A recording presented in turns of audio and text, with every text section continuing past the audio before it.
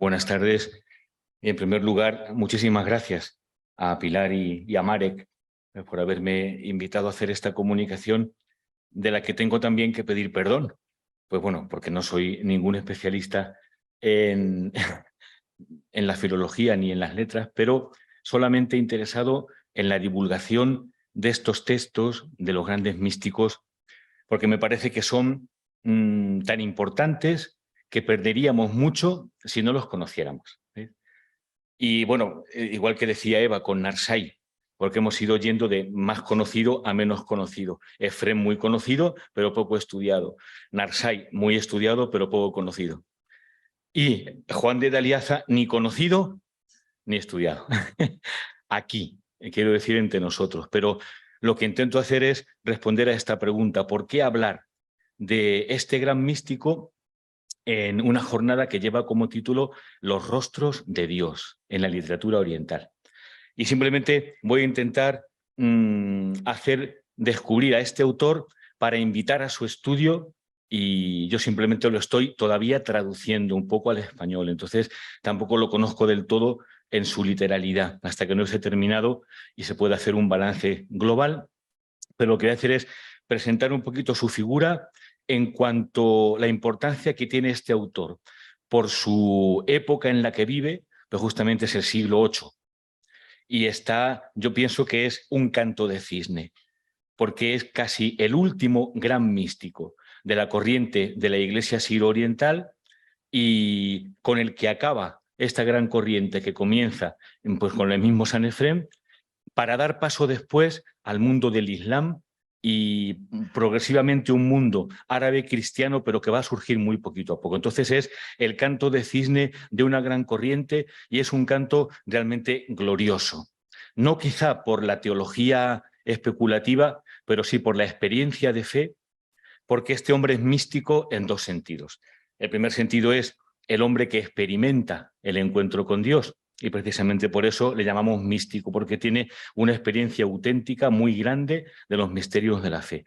Pero es un místico doblemente porque también es teólogo místico, es decir, no solo expresa con gran belleza toda su experiencia personal, sino que es capaz de reflexionar sobre la experiencia que tiene para descubrir muy finamente los grados que atraviesa el hombre en el encuentro con Dios, en el encuentro con la luz. Entonces, ¿veis? Es místico por su calidad de experiencia cristiana, pero también por su reflexión profunda, de la que, sin embargo, no va a elaborar un sistema. Y ese es el segundo punto que quiero presentar. No es un teólogo sistemático, no utiliza conceptos, y sin embargo es muy curioso.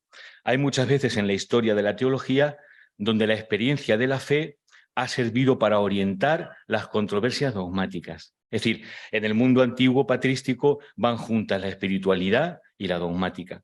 Y el caso de Juan de Daliaza es así precisamente, porque vamos a ver cómo en él se juntan, curiosamente, todas las corrientes, como en la espiritualidad, de la gran patrística, sea alejandrina o asiática, y también siríaca antioquena, en una síntesis experiencial que sería imposible hacer sobre una mesa, porque ¿quién va a juntar en un solo sistema a Teodoro de Mosuestia con Evagrio Póntico? Es imposible en principio. Y él lo logra hacer porque sabe recoger de cada corriente y de cada autor lo esencial, lo sabe integrar en el ritmo de la vida espiritual, y como es el último místico de una gran corriente, va a saber también elaborar toda su visión de la madurez espiritual con elementos de todos los autores que le han precedido, sea de Oriente, Occidente, Grecia y el mundo antioqueno, en una síntesis vital. Y lo hermoso es que ofrece una solución, según todos los que lo han estudiado, una solución experiencial al gran problema que estamos tratando, que es el tema de la visión o no visión de Dios. Desde el principio, la oscuridad pues es un apelativo de Dios, porque Dios es inaccesible e inagotable. Y el místico siempre lo compara con lo que no se puede ver ni aferrar. Pero Dios es luz porque se ha encarnado en el rostro de Cristo. ¿Cómo unir estos dos aspectos? Yo pienso que la solución que da Juan de Daliaza va a ser muy importante. Bien, paso un poquito. Esto no lo voy a decir porque si no estaría 2 horas con ello. porque quería situarlo en el tiempo y en el espacio. El espacio es todo el Oriente y casi toda la ecumene de la Iglesia primitiva. Y justamente estamos en el centro. Pero aquí es el rostro de Cristo en China, en la frontera china, pero esto habrá que verlo en otro congreso diferente porque no va a dar tiempo aquí. Esto es lo que quería. Vamos a ver. Actualmente, el mundo de esta Iglesia, que tampoco conviene llamar, sí, tampoco conviene llamar nestoriana, ¿no? Porque al fin y al cabo también ha habido muchos motivos políticos de escuela teológica en esa denominación, pero está reducido a este mundo de Irak. No sé, creo que va. Ah, sí, sí. Sería como la gran iglesia caldea, que en realidad es una iglesia en gran parte muy unida con Roma, y es una tradición que se está levantando, por ejemplo, pues aquí en Erbil, cerca del Kurdistán, en toda esta parte de Mosul, Nínive, que es por otra parte la patria de los grandes místicos en el siglo VII y VIII. Se está reconstruyendo la fe y Juan de Daliaza es uno de los autores que se están estudiando con más profundidad. Él escribió, por supuesto, en el arameo, en el siríaco de esta zona de Irak, y la verdad es que en la antigüedad solo encontró dos traducciones, una traducción en el árabe muy temprana y otra en etíope, a partir del árabe también. Y fue muy conocido y muy apreciado entre los monjes de esta zona, y ahora se está estudiando mucho también en el Líbano. Se están haciendo la colección entera de lo que queda por publicar, las homilías, y se estudian profundamente en toda esta zona. A ver. Sí. Y pertenece a una gran corriente de místicos cuyos nombres nos son un poquito desconocidos, me parece. Es justamente para subrayar la importancia que tendría sondearlos hondamente en el presente, porque son una clave de vida espiritual con una gran pasión en una lengua, pues que ya os digo, es la lengua aramea o siríaca, pero uniendo conceptos y concepciones de toda la patrística en general anterior. Daos cuenta que comienza esta gran etapa con el siglo V.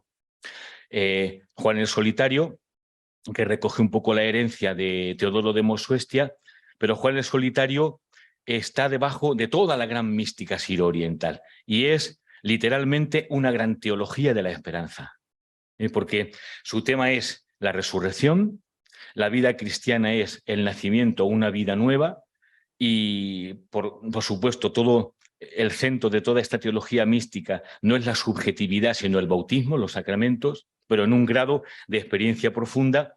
Y Juan el Solitario aparece en todos los autores posteriores, también Isaac de Nínive, dando el marco de la gran esperanza. Dice que la vida humana del bautizado es la vida de un feto en un seno materno, que es este mundo. Y estamos esperando en la resurrección el nacimiento auténtico de la criatura. ¿Veis? Y sabe decirlo con grandes expresiones de este estilo, en diálogos con otros personajes, y sería muy interesante traducirlo entero. Teología de la esperanza del siglo V para el XXI. Abraham de Naptar, que es el gran fundador monástico del siglo VI, Martirio Sagdona, que es el autor de el compendio de espiritualidad más importante del siglo VII. Son varios tomos, queda solo el segundo, y la perfección cristiana, y en un estilo entreverado de textos bíblicos. Tenía que saber toda la escritura en el corazón, porque aparece en la memoria un texto tras otro, pero muy ordenado, en 12 virtudes que él llama 12 virtudes apostólicas. Es la espiritualidad escogiendo para cada apóstol una virtud característica, y hace un compendio de vida cristiana impresionante, con oraciones, con un aspecto que aparece en todos también, que es el descenso al Sheol. Es decir, ya desde las odas de Salomón en toda la literatura siríaca aparece el tema del descenso de Cristo al lugar de los muertos, pero aquí en esta espiritualidad vivido como una imagen de lo que significa la vida monástica. Es decir, estar consagrado a Cristo es situarse, dirá Isaac de Nínive, en la soledad del Seol, para recoger en la propia vida, en la penitencia, la soledad de toda criatura humana. ¿Veis? Y aparece continuamente en todos los autores. Y es muy importante por esa concepción universal. Yo creo que también eso explica el que esta corriente, aunque es muy particular en el tiempo, en la cultura y en la lengua, tenga un carácter tan universal que han trascendido las fronteras de la propia confesión cristiana, porque todos son monofisitas. Pero vais a ver cómo acaba la historia. Qué curioso. Dadiso Catralla. ¿Quién no conoce a Dadiso Catralla? Había que hacer una jornada sobre Dadiso Catralla, ¿ves? El gran autor de la quietud, la serenidad, a las 3:30 de la tarde. Un autor que viene del Catar, os dais cuenta, es todo el ámbito entero de la iglesia aramea, enorme, con grandes tratados y comentarios ascéticos también de gran profundidad. Isaac de Nínive, ¿no? Ahora tengo que decir, pues que lo acabo de traducir. Entonces, casi lo celebramos juntos porque ha sido un trabajo de 9 años y 2 pandemias. Y gracias a las 2 cosas se ha podido terminar. Y he intentado hacer, al traducir esta obra, no una obra de erudición, porque yo no soy ni siquiera erudito en la lengua, pero sí un estudio amplio para estudiar a Isaac de Nínive en esta corriente y también en la importancia actual de estos autores, con lo cual hay notas y complementos a las notas que son un recorrido casi enciclopédico por todo este mundo desconocido, pero también importante de la mística. Simón de Taibuzé, Simón de la Gracia, que es un médico que se retira a la soledad. Isaac era obispo también, hizo pues lo que muchas veces tienen que hacer los obispos, lo más sensato, que es retirarse a una vida solitaria para ahondar en la experiencia de Dios, no para huir, sino para vivir realmente el encuentro con Dios. Y Juan de Daliaza, final del 7, principio del 8, el último Yosef Hatzaya, y fijaos qué curioso, a esto me refería, justamente al acabar esta época, en el comienzo del predominio musulmán en todo este mundo, hay una condena por parte del patriarca Timoteo I de todos los místicos. Es curioso. ¿Por qué está condena? Daos cuenta. Si este sínodo del patriarca Timoteo es un sínodo, ¿cómo decir?, identitario, porque en esta época el mundo siro-oriental tiene que reforzar su propia identidad nestoriana. De nuevo, veis que siempre en esta iglesia el nestorianismo ha sido una cuestión de independencia para salvaguardar la libertad. Y en esta época la iglesia lucha con 2 frentes. Por una parte el Islam, que ya es la propia cultura, fijaos, siglo VIII. Y entonces se van a encontrar el Islam con la tradición siro-oriental en la filosofía aristotélica. ¿Veis? Pero por otra parte, el otro frente es la iglesia siro-occidental, porque en esta época también de tantísimas dificultades, la gran tentación de los cristianos siro-orientales es pasarse a la iglesia siro-occidental. Entonces, todo lo que suene a Calcedonia o incluso a Cirilo es curioso porque son 2 cosas incompatibles, pero todo lo que suene a autores no estrictamente nestorianos será condenado. ¿Veis? Es curioso porque de aquí se condenan 3 autores: Hatzaya, Yohanan de Daliaza y Yohanan el Solitario del siglo V. Fijaos cuál es la tesis más importante que se condena en Juan de Daliaza. Ya comprenderéis quién es este místico. Lo que se condena es que él afirma que la humanidad de Cristo puede ver a la divinidad. ¿Ves? O sea, es justamente la cuestión central de la visión de Dios. Porque, ¿qué significa que la humanidad de Cristo puede ver la divinidad?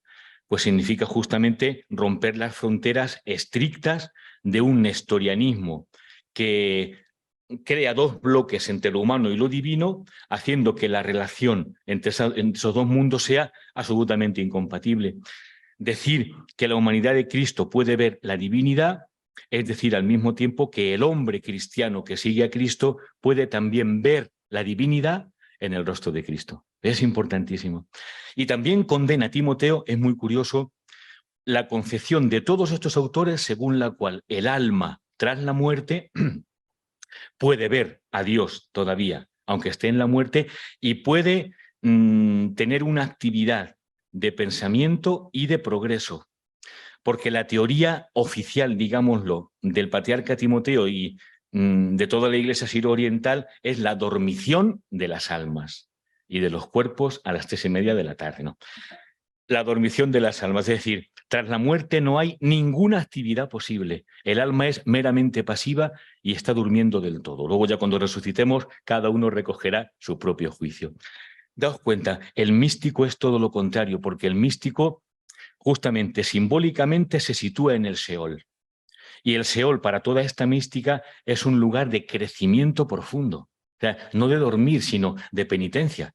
Es nuestro purgatorio, pero con otro lenguaje muy diferente y muy amplio que habría también que estudiar porque es un tema central. Entonces, lo que niega el patriarca Timoteo es la capacidad de cargar con la vida de otros en el Seol, la oración por los difuntos, puesto que todos están durmiendo, y de alguna forma es casi el anticipo de lo que después será la teología luterana de la escatología, que no hay ninguna oración posible por alguien que ha muerto porque estamos durmiendo todos. ¿Veis?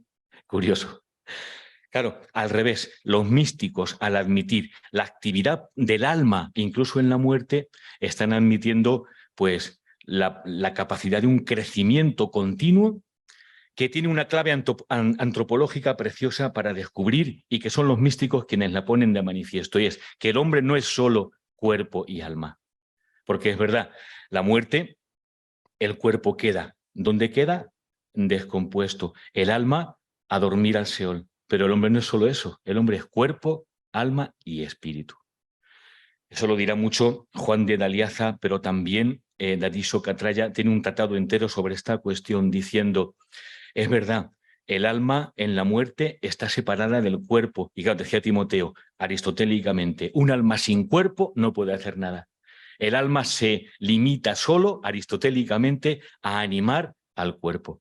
Y él dice, al contrario, justamente porque el hombre es cuerpo, alma y espíritu. Una vez que el cuerpo duerme, él es el que duerme, el alma está desnuda y despierta ante el espíritu. Por lo tanto, la muerte en Cristo y el Seol es la oportunidad del encuentro del alma con el espíritu para trabajar profundamente en la regeneración, que eso es el arrepentimiento, la regeneración de la vida en la memoria espiritual. Es muy bonito, ¿ves? Y tiene claves que están en todos los autores, especialmente en Dadiso y en Juan de Daliaza, ¿ves? La labor del espíritu para rehacer el alma. El espíritu ellos le llaman el jauna, ¿ves? Que es el intelecto, el nous, pero en un sentido muy cercano a lo que sería la fuerza misma de la persona en acto, la persona como tal. Eso es lo que sobrevive. Entonces, la muerte es la ocasión, en Cristo siempre, por supuesto, de rehacer las heridas del alma a partir de la fuerza del espíritu, que es la persona profunda del hombre. ¿Ves? Son dimensiones antropológicas interesantes. Bueno. Estos son los libros que ya hemos publicado en la editorial de toda esta corriente. ¿Ves? Pues la segunda parte de Teodoro de Mosuestia. Estoy trabajando la primera, que es el Credo de Nicea, y ahora faltan otra pandemia para poder terminarlo. Las 50 homilías, lo hemos llamado así, porque no hemos querido poner pseudo Macario, porque si el autor es pseudo, también la obra es pseudo, ¿no? ¿Y quién va a leer una obra de un autor pseudo? Pues no, atribuidas a Macario Legrand, es como un poco más honorable. Igual que pseudo Dionisio Areopagita, no. Dionisio Areopagita, o atribuido a Dionisio, pero ¿quién decía esto? Baltasar. Decía que en muchas ocasiones la crítica, sobre todo protestante del siglo XIX, ha pasado por el campo de la patrística oriental arrasándola con los tanques de la crítica literaria y no ha quedado nada, porque todo se ha quedado en pseudo y en resto. No puede ser algo viviente, ¿veis? Una tradición viva. Isaac, que hace tiempo publicamos la traducción de la antología de Sabino Chialá y ahora por fin, gracias a la pandemia, la primera colección de discursos espirituales. ¿Sí? Lo regalé a alguien el libro y me dijo, no me lo voy a leer. Digo, bueno, ya lo sabía, pero por eso te lo regalo, porque además te amenazo con que pronto te regalaré la segunda colección y la tercera, porque son 3 colecciones. Y lo he hecho, como os digo, también poniendo mucho de Daliaza, porque no se conoce, para completar un panorama de esta espiritualidad tan actual. A esta primera colección, como es prevalentemente ascética, le he puesto como subtítulo La regeneración del hombre en la misericordia. Porque los que conocéis a Isaac sabéis que su mensaje es de una misericordia infinita en esta vida y en el Seol. Es el autor que dice que las penas del infierno son las heridas causadas por la falta del amor. Es decir, duele tanto el no haber amado, pues que al final es un infierno profundo el estar lejos del amor. El hombre que tiene misericordia hasta de los demonios, llega a decir, pero también de las criaturillas, de los reptiles, misericordia de las plantas, de todo lo que vive. ¿Veis? Es la misericordia total en un corazón nuevo, Isaac de Nínive. Y es esta colección enorme. La segunda, que tiene también centurias, que va a hacerlas un amigo polaco, que hace la tesis en la edición en España de las centurias siríacas de Isaac de Nínive. ¿Veis? El mundo es un pañuelo y al final nos juntamos donde menos lo esperamos en temas que son universales. Y la segunda parte es un tratado sobre la oración y le vamos a llamar el arte del espíritu, la liturgia del corazón. Y porque es otra clave de todos estos autores, y es que el monje o el orante, que en el fondo es la imagen de todo bautizado, va avanzando y un poquito analógicamente en el templo de Jerusalén, que es el cuerpo de Cristo, hasta que llega en el grado supremo de la oración a permanecer a la puerta del corazón, que es el santo de los santos, asimilándose con los ángeles en el canto del trisagio, como Isaías en la visión de... Eso aparece en todos los autores, luego es una concepción común, ¿ves? En todos está presente la carta a los hebreos, es una mística de Cristo resucitado en su humanidad. No es nestoriano, es toda la tradición antioquena de Teodoro de Mosuestia, que es muy, muy, muy importante. ¿Ves? Cristo es la humanidad plena que habita como resucitado en el Santo de los Santos a la derecha del Padre, y ser cristiano es asimilarse con ese Cristo en la oración, celebrando el sacerdocio de cada criatura humana en el altar del corazón. Es muy bonito, y esa es la soledad. Entonces, la segunda parte es un tratado de oración para llegar a ese lugar del Santo de los Santos del corazón, con normas para la oración, que es un arte del espíritu, no es una oración hecha con esfuerzos humanos, sino un comentario a Romanos. El Espíritu ora en nosotros.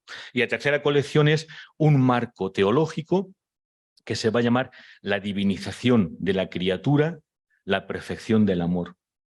Y es una visión que al explicarla, ya digo que también es Juan de Daliaza quien la recoge y la comenta también, una visión de la creación entera a partir de la divinización del hombre. Es el proyecto de amor de Dios que llega a llamar a la creación Dios mismo también, dice Isaac.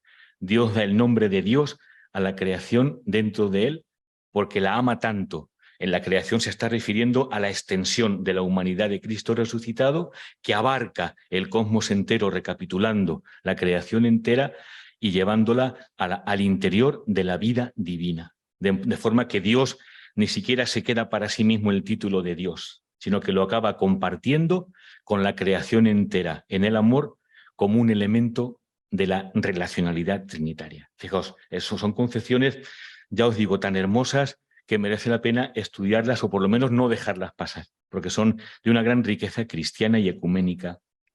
Hatzaya, también lo traduje yo, fue lo primero que publicamos en la colección, las 3 etapas de la vida espiritual. Bueno, y ahora Daliaza, que ya tengo la mitad de las cartas y luego las homilías que tiene. ¿Qué escritos tiene Daliaza? Fijaos, es un autor, os he dicho, no sistemático, y en realidad es un autor a pesar de sí mismo, en este sentido. Esta es su zona de actuación, el Monte Cardú, justamente en la frontera entre 3 mundos, Siria, lo que hoy es Irak, y Turquía, el Kurdistán. Es profundamente un autor del Kurdistán. Y nació cerca del monte Gudi, que me parece que es lo que el Ararat, está muy cerquita de donde se identifica el arca de Noé, ¿no?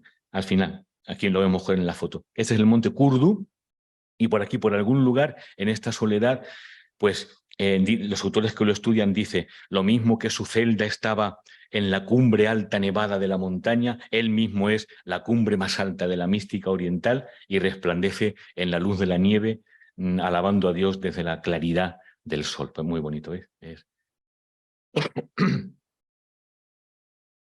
Las cartas están ya publicadas porque las publicó Robert Bollet, un carmelita, en un estudio precioso, que también van a salir aquí, en Patología Orientalis. Pero las homilías, que no son homilías, es como la carta a los hebreos, que no es carta, como decimos los exegetas, no es carta, ni es a los hebreos, ni...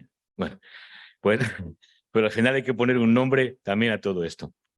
Es la edición todavía original de 2 o 3 manuscritos que quedan para la edición crítica, que las está haciendo una mujer, Nadira Hayat, en el Líbano, Universidad de Antelias, discípula de Robert Bollet, que es el que lo editó y lo estudió en un momento, y esta edición es solamente la primera parte de la obra, las 15 primeras homilías. Hay otras 15 y 2 colecciones de centurias, de pensamientos, que también se van a publicar. ¿Veis? Esa es la enseñanza. Este es el texto fundamental en el que se basa toda la mística de Juan de Dalia, ¿sabéis? Y aparece en realidad en toda la tradición de la corriente espiritual siro-oriental, pero muy especialmente en Daliaza, porque sería una traducción muy literal, todos nosotros, la faz descubierta, vemos la gloria del Señor como en un espejo. ¿Ese espejo cuál es? Los exegetas piensan que es el espejo de Cristo mismo, que es el que hace de espejo de la gloria del Padre. Todos los autores orientales de esta corriente identifican este espejo en el que se ve la gloria de Dios con el corazón humano. Entonces, toda la mística de Juan de Daliaza consiste en esto, en un proceso continuo de interiorización. No se trata de abrir los ojos para ver la realidad de Dios en las cosas, eso será posterior, sino de, como dice él, ejercitar el recuerdo de Dios. Y es el concepto clave de esta mística. ¿En qué consiste hacer el recuerdo de Dios? Primero, permanecer, y es una etapa muy larga porque es la etapa ascética de la espera, permanecer sin ningún apoyo, dice Juan, ante la puerta del corazón. Es difícil, ¿veis? Huir de las distracciones, permanecer siempre, pero es en la puerta del corazón propio, porque nadie puede entrar directamente en el corazón de otro, ¿veis? En el propio corazón está el reino de Dios. Veremos que eso es toda la corriente que nació en Evagrio y en el primitivo anacoretismo, en la espiritualidad. El solitario va buscando el propio corazón porque hay un misterio en el corazón que va a ser Cristo mismo resucitado, resplandor del rostro del Padre. Entonces, el espejo es el corazón. Y una vez que uno ha aguantado ante la puerta del corazón sin ningún apoyo, un día la gracia alienta con su ternura, y dicen con ternura femenina, puesto que la teibuza es femenina y ruj también, ¿no? Entonces es un calor del espíritu que responde a la espera paciente del hombre, abre el corazón y en ese corazón se empieza a ver el reflejo de la luz divina. Cuando se ve el reflejo de la luz divina, se empieza a ver la profundidad de la realidad y se empieza a ver la propia persona, el mundo de los otros, las criaturas, los ángeles, y de gloria en gloria, como pone aquí, en esta imagen somos transformados de gloria en gloria, o sea, de etapa en etapa, de interioridad en interioridad. Y cada vez más dentro, debajo de una realidad, hay otra realidad. Es como una especie de capa enorme, digo de cebolla, pero no lloréis, ¿veis? Porque es el hombre, el hombre es un ser muy complicado y de capa en capa que vamos quitando, entrando en el corazón, hay un infinito interior donde cada cosa se vuelve transparencia de la realidad siguiente. El propio corazón es reflejo de la creación entera. La creación es reflejo de la luz de los ángeles. Los ángeles reflejan el rostro de Cristo. Cristo refleja el rostro del Padre. ¿Veis? Entonces, esta mística es una mística de transparencia profunda. Ir quitando capas en el interior del corazón para ver lo que hay en la interioridad y llegar a lo que dirá Juan de Daliaza, a la nube oscura, es la cumbre, si cogemos la imagen no de la profundización, sino del ascenso con Gregorio de Nisa, el monte Sinaí. En el monte, también en Dionisio Areopagita, la cumbre de la experiencia mística es la oscuridad. el encuentro con el abismo del Padre, que es oscuridad pura, ¿veis? Pero oscuridad pura, veréis cómo llega Juan de Daliaza. Vamos a llegar, nos quedan 10 minutos. ¿Vale? Porque Dios, que ha dicho que de la oscuridad brille la luz, Él mismo ha brillado en nuestros corazones para que seamos iluminados por el conocimiento de la gloria de Dios que está sobre el rostro de Jesús, el Cristo. Entonces, va a haber como dos registros en la mística de Daliaza. Uno, el registro de la luz, que es el encuentro con el rostro de Cristo que habita en el hombre. Es muy curioso, porque precisamente por esto les acusaban de mesalianismo, porque pensaban que con los sentidos corporales podían ver la divinidad de Jesús. Pero no es eso lo que dice Daliaza. Es, con los ojos no corporales, sino del corazón, se puede ver a Cristo resucitado. ¿Por qué? Porque el lugar en el que habita Cristo es el propio corazón. Y habita en su humanidad. Es curioso. Entonces, eso será quizá un elemento de subrayar la humanidad a partir de toda la teología nestoriana, pero metida dentro del gran anhelo alejandrino y luego bizantino de contemplar a Dios. ¿Ves? Es lo curioso, cómo unos autores que no es un estudioso de muchas corrientes teológicas sabe unificar lo mejor de la intuición profunda de cada corriente espiritual para vivirla en una unidad total. Entonces, para él, en el corazón está presente la humanidad de Cristo. Y está presente físicamente, pero físicamente como humanidad resucitada. Esto ya Sanefrén lo dice porque Sanefrén concibe que el cuerpo tiene vocación de traspasarse al alma. Es decir, el cuerpo será espiritualizado. Entonces, Cristo está por el Espíritu resucitado, vivo, presente en el corazón. Con lo cual, una de las etapas de la espiritualidad va a ser ver el mundo y la creación con los ojos de Cristo. Puesto que si Cristo está en mi humanidad entera como humanidad resucitada, cura las heridas de mi forma de ver el mundo, atraviesa los símbolos y los conceptos para ver la realidad y se consigue una visión crística, cristológica de la realidad entera. Es precioso en Juan de Daliaza, fijaos, y por eso es también muy moderno. Un cristocentrismo de la resurrección, un humanismo de la resurrección también. Se juntan en él muchas corrientes que lo hacen muy actual y digno de estudio. Estos son todos los autores que influyen aquí. ¿Veis qué curioso? Esto es solamente, no son todos sirios. Está por siglos, pero veis, aquí está Macario, Gregorio de Nisa, y aquí no se ve quién está. A ver, espérate. Es una E con acento. ¿Qué puede ser una E con acento? Evagrio. Ah, justo.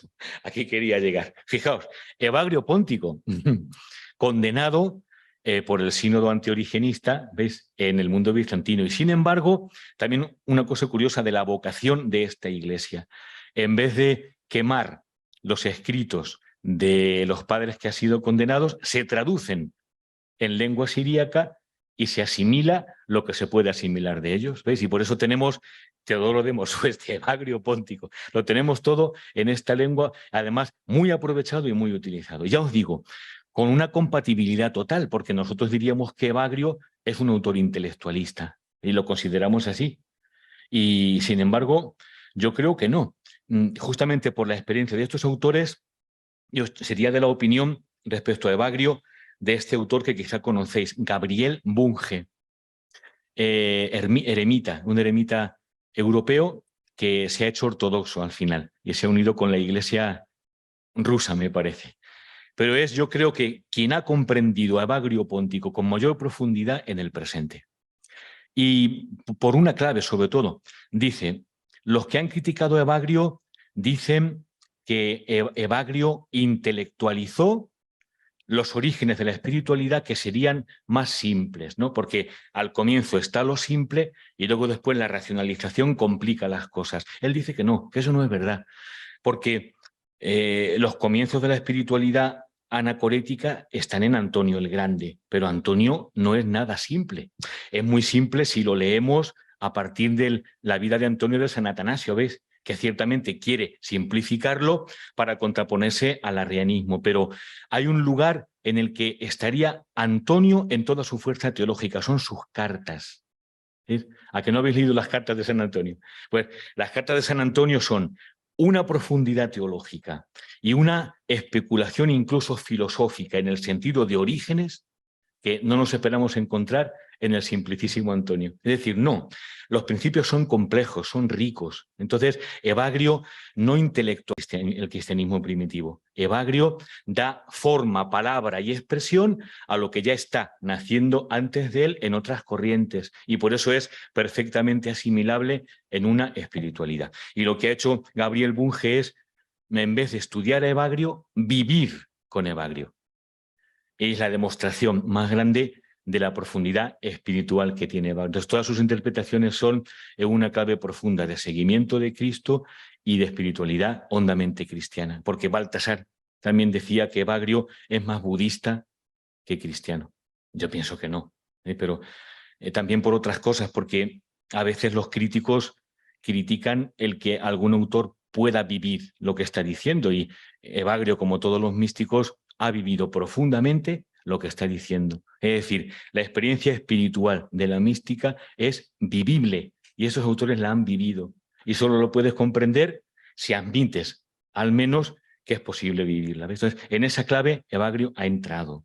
Dionisio después, y van influyendo unos en otros continuamente. Y hay un librito de Robert Bollet, el que estudia a D'Aliaza, La luz sin forma, la primera parte de su gran tesis sobre la enseñanza espiritual de Juan de D'Aliaza. Y aquí estudia el influjo de todos los autores anteriores en la síntesis experimental de Juan de D'Aliaza. Y están todos: Macario, Evagrio, Dionisio Areopagita, Gregorio de Nisa y la tradición antigua también siríaca del siglo IV. Luego es algo muy estudiado y muy importante. Vale, esto es lo que quería decir con esta otra. Muy deprisa. 5 minutillos. Bueno, 2 cosas solo. O mejor os leo algún texto de...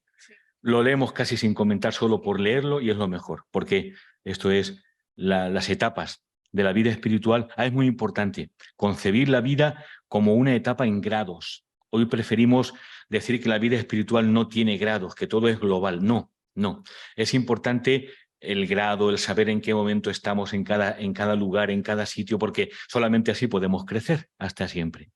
Bueno, fijaos, él se expresa en oración espontánea porque escribía, como os decía, para sí mismo y para los discípulos que le pedían instrucciones en la vida espiritual, en la soledad, en la montaña.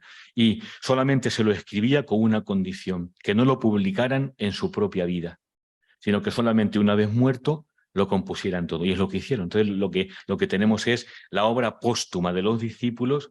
Por eso no hay casi diferencia entre cartas, homilías, porque es todo su gran enseñanza expresada así. Luz de luz, que iluminas los mundos desde su cumbre. Tú que te has manifestado abiertamente para nuestra salvación, con el fin de revelar a los mundos los misterios de tu ser escondido. Aparta el velo de las pasiones que recubre la faz de nuestro intelecto, poniéndolo al descubierto ante ti, y que nuestro corazón sea una fuente de la que broten siempre nuevos tus misterios. ¿Veis? La interioridad.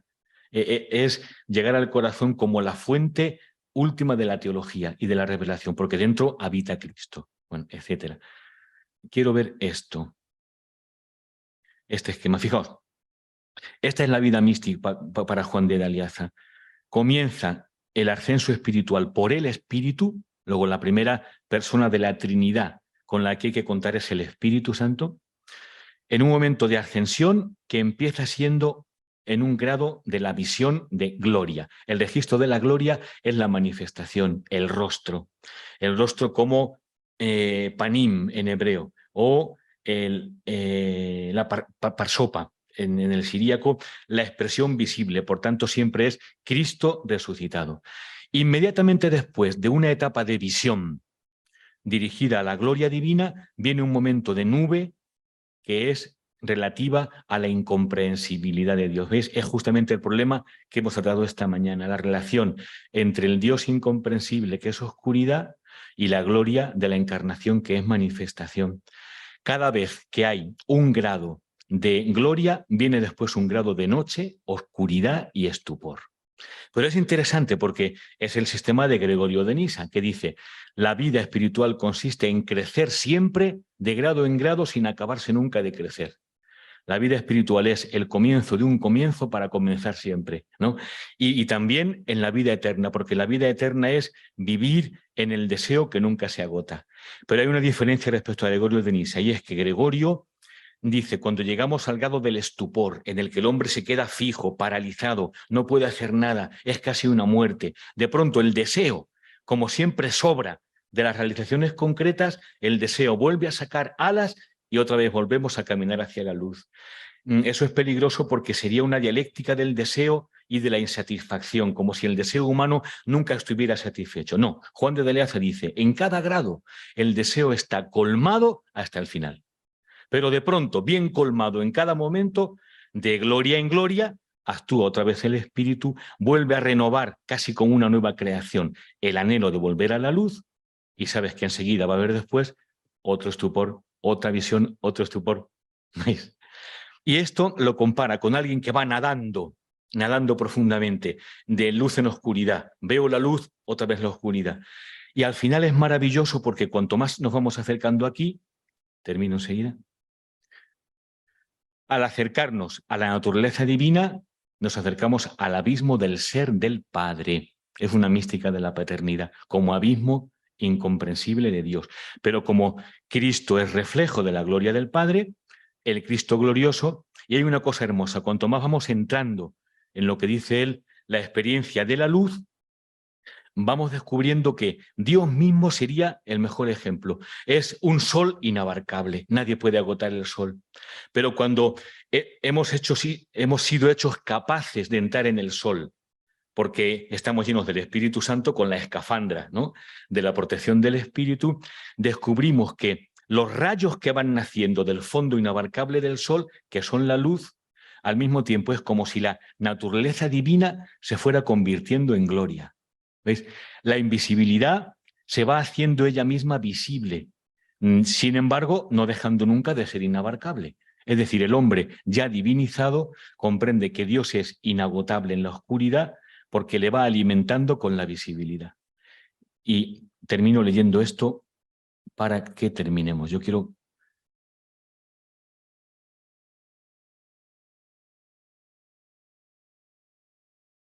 Aquí. A veces el espíritu, su guía, atrae al intelecto, a la persona profunda, y le sumerge en el mar de la luz esencial. Oh, qué bonito que nos quede esto, solo veis, navegar en el mar de la luz esencial. Un hermano me decía, que es posible que fuera él mismo, hablando él de propia experiencia con un segundo: cuando brilla sobre mí la misericordia del Padre, ¿ves? El principio es la misericordia paterna, es la oscuridad. La oscuridad de Dios es la misericordia paterna, directamente. Y arrebata mi intelecto hacia aquella visión gloriosa. Yo veo cómo mi intelecto, antes de ser absorbido por el estupor y el no saber, y antes de quedar atónito fuera de sí, se regocija en el mar de vida. Bañándose en las olas de la luz, se sumerge, vuelve a emerger, aspira el perfume de la vida y queda en el estupor, y asciende saltando, se posa, resplandece, bracea, enardecido en la efusión de la grandeza de este mar, y exulta, se cubre de luz. El fondo de su ser está efervescente de dilección y de gozo, despliega las alas y vuela sin encontrar límite, se adentra profundamente en la gloria del mar, es transformado en la semejanza de su resplandor maravilloso, ve aquí a los ángeles de luz resplandecer de manera inefable, se dilata y se yergue con ellos y en ellos, y proclama el Sanctus en la admiración. Es la mejor frase para terminar.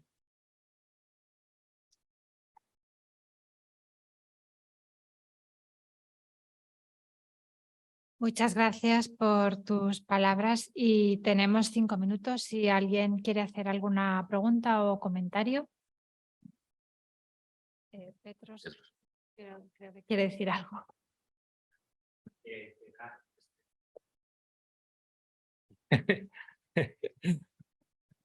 Y nada, una observación y luego una pregunta también, que en realidad veo como en el monasticismo y en la mística, todas las corrientes están divididas por la teología allí tienen un punto de encuentro, ¿no? Porque al final es el mensaje cristiano vivido. Entonces, lo que yo veo aquí es un 80-90%, no hablo ya del primer milenio, sino espiritualidad ortodoxa, hablo del ortodoxo moderno, del 14 con el isicasmo, de los colibades en el 19, o sea, es lo mismo.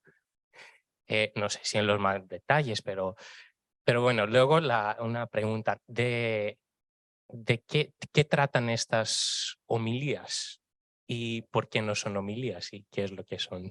No son homilías porque no son dichas ante un público como comentarios de la palabra de Dios, sino que son, lo que va haciendo es las respuestas a lo que le van pidiendo. Sabes que en la tradición monástica la literatura es siempre muy concreta, es diálogo sobre las situaciones reales de crecimiento. Entonces, en cada homilía es un tema. La más importante es la sexta, que es todo el desarrollo de la vida espiritual, desde el comienzo de la entrada en la primera visión del espíritu hasta la oscuridad del abismo del Padre.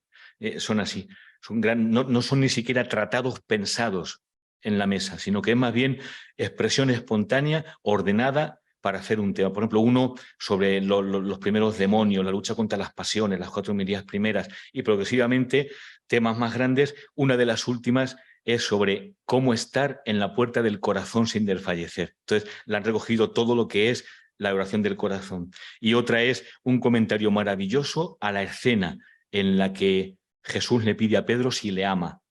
Y entonces es una homilía sobre los 2 verbos del amor en arameo. La concepción del jubba, amor de la voluntad, ágape, y el rejmeta, que es el amor eros o filía, pero eros divino.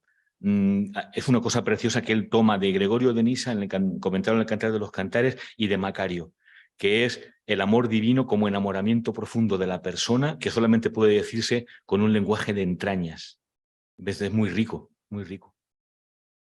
Y fíjate, lo tenía preparado, la influencia es también en los rusos, enorme, preponderante, sobre todo en el que yo he estudiado más, que es Florensky, en que en cada momento aparecen las visiones de la creación entera dentro de Dios, ¿no? Vista con la luz divina, y Bulgakov, su teología trinitaria, tiene muchos aspectos que son muy parecidos a esta teología trinitaria de Daliaza, porque ambos parten, me parece, de la liturgia.